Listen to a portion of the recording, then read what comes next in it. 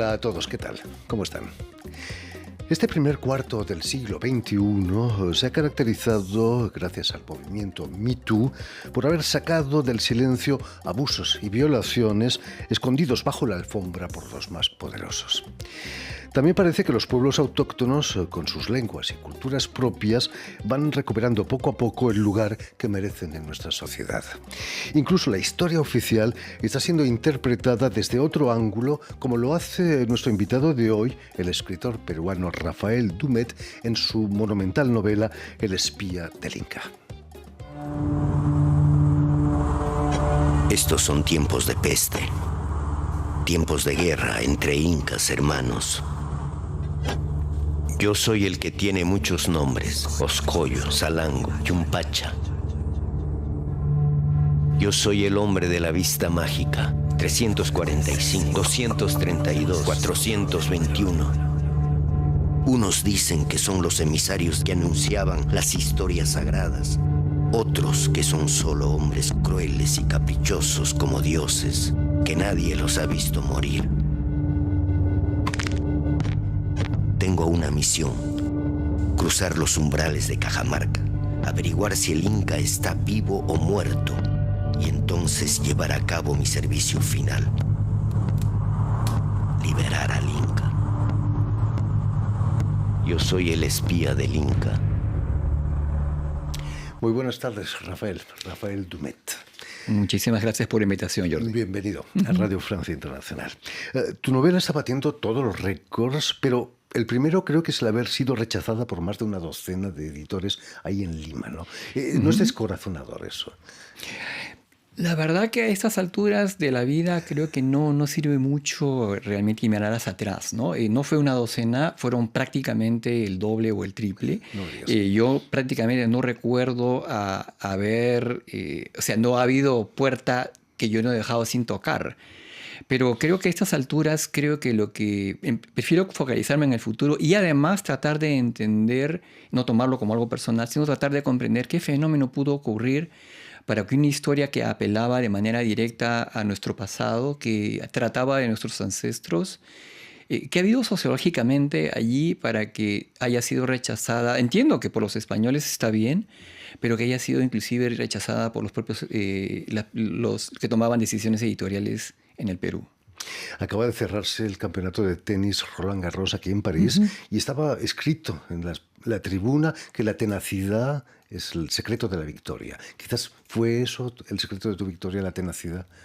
Francamente no lo sé. Creo que, bueno, si te pones a pensar, a mí me tomó más o menos 11 años en escribir la novela. Y yo pensaba cuando este plazo terminó que mis problemas habían terminado.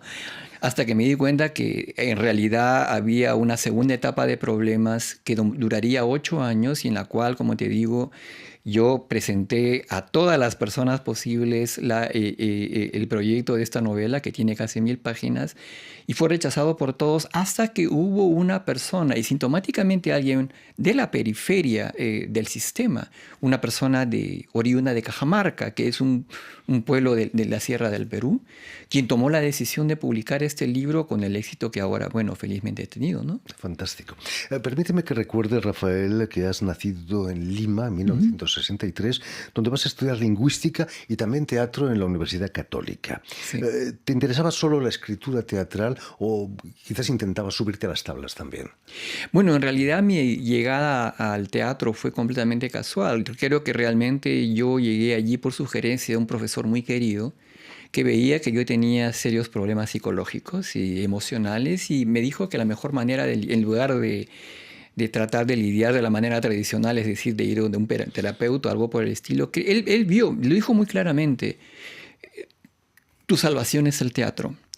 Entonces creo que yo fui literalmente para salvarme y para tratar de, realmente hacer un poco orden en el caos que yo vivía en ese momento, y tomé clases de actuación. Yo estudié, soy graduado de la Escuela de Teatro de la Universidad Católica, que es fundamentalmente, cuyo énfasis es en la actuación, ¿no? Todos los grandes actores dicen que son grandes tímidos, ¿no? Quizás han entrado en teatro para curarse de algo también, ¿no? Vas a continuar tus estudios de teatro aquí en París, en la Sorbona, donde vas a vivir más de 8 años. ¿Qué es lo que hizo que te quedaras tanto tiempo aquí en París? Bueno, en realidad, como le contaba a algunos amigos aquí, les he vuelto a ver aquí a París, yo no vine a París realmente, yo salí del Perú, porque creo que yo salí del Perú el año 90, que era el momento en el cual había una hiperinflación y había una situación de terrorismo terminal. Y justamente básicamente no teníamos energía eléctrica, no teníamos agua, no podíamos hacer ningún proyecto vital de ningún tipo. Y dio la casualidad que yo tenía, por una parte, gente que me podía recibir, amigos de mi madre, y por otra parte había esa perspectiva de poder estudiar teatro aquí. Yo vine aquí con esa idea, ¿no? Con una mano delante y otra detrás. Y luego, cuando ya yo fui prolongando mis estudios mucho tiempo, y ya me fui quedando porque, bueno, en realidad me enamoré pues de la cultura francesa y tuve también algunas relaciones personales aquí que me hicieron quedarme aquí hasta que un momento determinado, bueno, pues la vida me llevó por otros rumbos, ¿no? Grandes escritores peruanos también han pasado por París. Mario Vargas, yo sé que he trabajado en esta radio, Sí, esta radio un soy muy tiempo, consciente de ello. Increíble. Pero cuéntanos, ¿qué te empujó a escribir una novela de espías ambientada en el Perú del siglo XVI sobre la caída del Imperio Inca? Además, como Atahualpa, como protagonista, el último Inca en el poder. Bueno, en realidad todo comenzó a partir de un proyecto muy simple. Bueno, yo trabajaba en cine en Estados Unidos, en una compañía independiente que había creado con mi ahora ex mujer. Mi rol había terminado en este proyecto. Yo ya me dieron en plena libertad para poder emprender cualquier tipo de proyecto. Y decidí retomar un viejo amor, volver a la prosa. Yo había ganado premios de cuento en mi universidad. Y dije, ¿por qué no? ¿Por qué no volver a la prosa? Y para ello busqué un tema y me atrajo un antiguo tema que yo quería explorar, que era la figura del traductor indígena Felipillo, que es, digamos, es un chiquillo de 14 años a quien le encargan la increíble tarea de ser el intermediario entre dos civilizaciones. Entonces, yo comencé a explorar toda la información disponible sobre él y lo que encontré en un libro maravilloso que se llama Men of Cajamarca, de un historiador norteamericano que se llama James Lockhart. Ahí encontré información sobre los españoles, cada conquistador español, cada traductor indígena, cada mujer que llegó al Perú, cada negro, el grupo de los indios Nicaraguas, los indios Guatemalas. Y de paso también había información puntual acerca de algunos incas. Comencé a explorar esa información de los incas y me fui fascinando por todo lo que fui encontrando. Personajes interesantísimos como el general Chalcochima, el general Quisquis, el general Cusiyupanqui, información novedosa acerca del mismo Inca Atahualpa, del Inca Huáscar. Todos estos nombres para una persona de Occidente pueden ser extraños, pero por ejemplo, eso también me hizo a mí realmente meterme por completo esto sin ninguna perspectiva en principio de crear, digamos, una gran novela. Que yo quería conocer esta historia, estaba fascinado por ella. Y bueno, comencé a trabajarla, a tratar de ordenarla, a ver de qué podía hacer con ella, hasta que un buen día, después de un año de estar haciendo esto, encontré esta historia de un espía que justamente se había infiltrado a Cajamarca para poder preparar una conspiración para liberar a Inca Atahualpa, que es finalmente la anécdota que me dio la trama de la novela, ¿no? ¿Qué es lo que te sorprendió más, Rafael, en esas investigaciones? ¿Lo refinado de la cultura inca o quizás su extrema brutalidad también? Lo que me sorprendió más es nuestra absoluta ignorancia de esto. Como te digo, la magnitud en que ocurrían las cosas, ¿no? Era doloroso, por ejemplo, ver que yo te digo, por ejemplo, la palabra el rey Arturo. Y tú sabes perfectamente quién es. Yo te digo la palabra Sherezade, te digo Alibaba, te digo Calígula. Y hay una serie, tú no tienes necesariamente que conocer las historias en detalle, pero hay una visión, tú tienes, digamos, hay una cierta, digamos, un imaginario que tú tienes asociado a esto. Pero yo te digo Chalcochima y no pasa nada, ¿no? Te digo Quisquis y no pasa nada. Y si yo te digo, por ejemplo, para darte una idea de la magnitud que ocurre en los hechos, el Inca Huayna Cápac tuvo 800 hijos, por ejemplo, ¿no? Cuando, por ejemplo, Atahualpa tuvo que pelear por la borla, estaba peleando con su hermano el Inca Huáscar, él en un momento determinado tuvo que ir a sacrificar a 200 hermanos que vivían en el Cusco. Por ejemplo, también, y que hubo una serie de picas que estaban allí levantadas al borde del camino, del sendero que llevaba al Cusco, que estaban llenas de equipas con miembros de las personas que habían sido mutiladas. Cuando tú te das cuenta del nivel de brutalidad que existía también por parte de los incas, y también, bueno, te das cuenta pues las cosas que hicieron los españoles. No eran santos tampoco. No, pero para nada, al contrario. Y creo que hay gente que alguna vez creo que ha malentendido esto. Creo que yo quería darle su dimensión, la dimensión en que ocurrían las cosas que hacían los incas para justamente recuperar, tener una visión más real de quiénes eran ellos, ¿no? Con sus luminosidades y también con sus miserias, ¿no? Porque creo que solamente puedes amar algo a partir del conocimiento, ¿no? Desde el punto de vista estilístico, incluso el español con el que escribes tiene giros indígenas, ¿no? Has modificado, claro. Se puede oír el acento casi. Claro, esto proviene justamente, bueno, felizmente yo he tenido estudios de lingüística y creo que puedo reconocer, por ejemplo, que bueno, en el Perú hablamos una manera bueno, muy influida por lo que llaman el sustrato de las lenguas indígenas, ¿no? Entonces, por ejemplo, vemos que la frase preposicional lo pones en un cierto lugar, hay ciertas expresiones que provienen de palabras quechuas, palabras aymaras, algunas palabras que provienen de la selva. Tú te das cuenta que hay cierto lirismo, que hay un autor peruano que ha explorado mucho, que es José María Arguedas, que es, digamos, un ícono cultural nacional y, digamos, a quien yo, digamos, he rendido homenaje de alguna manera en este libro. Y bueno, esto no solamente afecta a la lengua que hablan, bueno, que afecta a la lengua que hablamos los peruanos y que hemos además, también por una especie de automenosprecio cultural, hemos sofocado, que hemos reprimido, que inclusive en nuestras propias creaciones literarias, ¿no? Entonces yo quería hacer un homenaje a nuestra manera de hablar. José María Arguedas fue tachado de indigenista, era una especie de insulto, ¿no? Es muy interesante lo que ocurrió con Arguedas. Arguedas, por ejemplo, él realmente lo único que quería, él leyó, por ejemplo, a algunas personas que escribían acerca de los indígenas en el Perú, personas respetables como los escritores Ventura García Calderón, Enrique López Albújar, ¿no?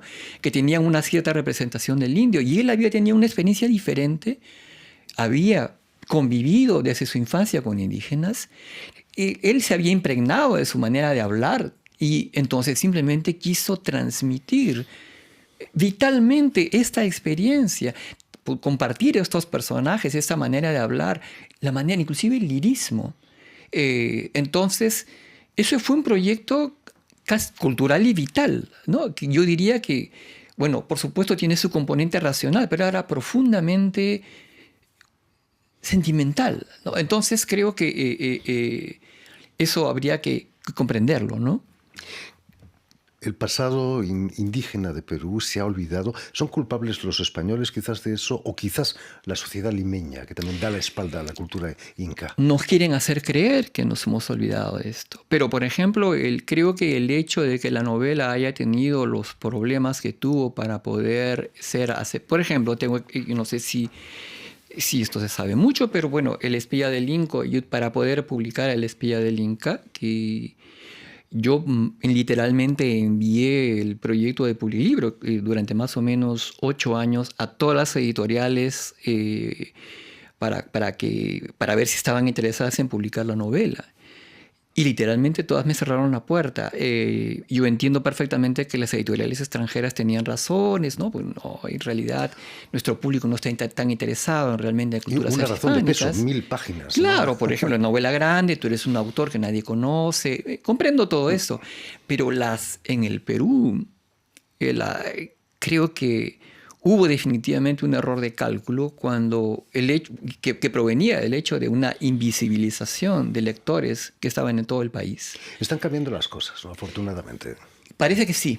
Poco a Parece poco. que sí. Realmente las cosas han cambiado desde el momento en que yo comencé a escribir la novela, ¿no? La habilidad del protagonista, el espía Salango, de contador de un solo vistazo, cuenta todo en unos instantes, me ha recordado el personaje autista que interpretó Dustin Hoffman en la película Rain Man, que contaba un paquete de mondadientes en apenas unos segundos, ¿no? ¿Te has inspirado quizás en esa película? No en la película, pero sí en la investigación neurológica que dio origen a la película. Porque Rain Man está inspirado, es un caso más de algo de una condición neurológica que se llama la condición del Savant. Esta condición ha sido explicada en detalle, ha habido muchos ejemplos de esto, en un libro que se llama La mujer que tomaba a su mujer como un sombrero, de Oliver Sacks. Y bueno, él presenta varios casos de, por ejemplo, un muchacho que es capaz, una chica que es capaz de replicar una sinfonía en el piano después de haberlo escuchado solamente una vez, de un pintor que tiene limitaciones de inteligencia severas en otros ámbitos, pero que es capaz de mirar una ciudad y poder pintártela, o sea, mira la ciudad por 1 segundo, 2 segundos, le cierras la cortina y es capaz de pintártela en detalle exactamente igual.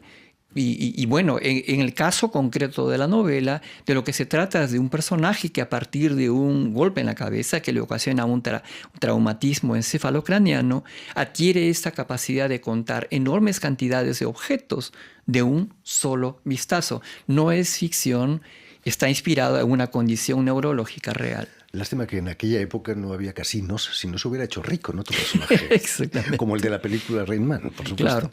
Claro. Por cierto, el libro gira en torno a los quipus, esos códigos secretos incas. Ya nadie puede descifrarlos. O sí, todavía hay gente que puede saber qué pasa. Bueno, ahí. hay que entender primero que el quipu es un instrumento de registro de información que tiene un uso comprobado en la contabilidad. Sea, en el sentido hay un sistema decimal detrás. Se sabe, por ejemplo, hemos sido capaces de identificar en algunos casos de algunos quipus, no de todos, pero de algunos tipos que utilizaban el sistema decimal para contar cosas. ¿Contar qué? Ahí comienza el problema. ¿Por qué? Porque, bueno, el sistema de los quipus es un conjunto de cuerdas anudadas con nudos de colores y por una parte, la cantidad de vueltas que tiene el nudo te da información. El color del hilo te da la información. La combinación de colores te da la información. La posición de la cuerda en el quipu te da información. Entonces, digamos, hay muchos niveles en el cual se da información. La cantidad, el sistema decimal he podido descifrarlo. Pero ¿qué se cuenta? ¿Qué dicen estos colores? ¿Qué dicen estas combinaciones de colores? No sabemos. Hay especulaciones con respecto al uso, calendarios, presupuestos, entregas de ofrendas, inclusive todo aquello que era susceptible de ser convertido en patrón musical, textil, etc. Pero también, y lo más importante, y por eso creo que también patrones narrativos. Es de allí que, y esto no lo digo yo, lo dicen Garcilaso, lo dicen estudiosos de los quipus, muy probablemente los quipus también servían para contar historias, ¿no? Y es justamente esto que, bueno, la novela misma se presenta como un gigantesco quipu que narra una historia. Tiene quipus. Exactamente. Realmente, para ti que conoces bien el lenguaje teatral, hablábamos de teatro, ¿no será difícil escribir un guión para una película rodada en Hollywood, ¿no? Por ejemplo. Bueno, honestamente creo que no sería un problema. No, porque creo que felizmente debo señalar que hay una persona que yo tuve un curso excelente de escritura dramática con un señor que se llamaba Alonso Alegría. Y gracias, bueno, tengo conocimiento de escritura dramática, cómo manejar una intriga, cómo manejar un conflicto, cómo hacer avanzar una historia. Y creo que sí es verdad. En realidad, como tú puedes ver, la novela avanza en virtud de justamente estos dispositivos que te he mencionado, ¿no? Diálogos, conflictos entre personajes, dilemas, tomas de decisiones, ganchos también que te permiten a ti seguir la siguiente escena. Es como en inglés le llaman un page turner, ¿no? Es decir, un libro que te obliga prácticamente a seguir leyendo, ¿no? Increíble. Además, los paisajes naturales no están lejos de Hollywood. Hay que cruzar el mar y ahí los tienen. En fin, pues ya lo saben, tienen una cita este miércoles en la Maison de l'Amérique Latine para la presentación de la novela El espía del Inca, libro del peruano Rafael Dumet, que ha sido editado, por cierto, en Alfaguara. Sí. Muchísimas gracias, Rafael, por haber estado aquí con nosotros. También el sábado creo que tienes otra presentación en la Galería Artivistas, si no me equivoco. Sí, tienes razón, a las 4 de la tarde. El 19 es a las 7 en la Maison de l'Amérique Latine y el 22 es en la Galería Artivistas a las 4 de la tarde. Aquí en París. Gracias de nuevo. Permíteme también que dé las gracias a Suel Kedir y a Estefan de Fossé, quienes se han ocupado hoy de la realización del programa. Y también saludar a nuestros telespectadores, porque también los tenemos que nos siguen en toda América Latina, desde Chicago hasta Patagonia, seguro que en Cajamarca también, gracias a la cadena Unión Continental Latinoamérica y también una red que se llama TAL, que reúne televisoras públicas y universitarias de toda América Latina. Y a ustedes, muchísimas gracias por su atención y les damos cita para una nueva edición de El Invitado de Radio Francia Internacional.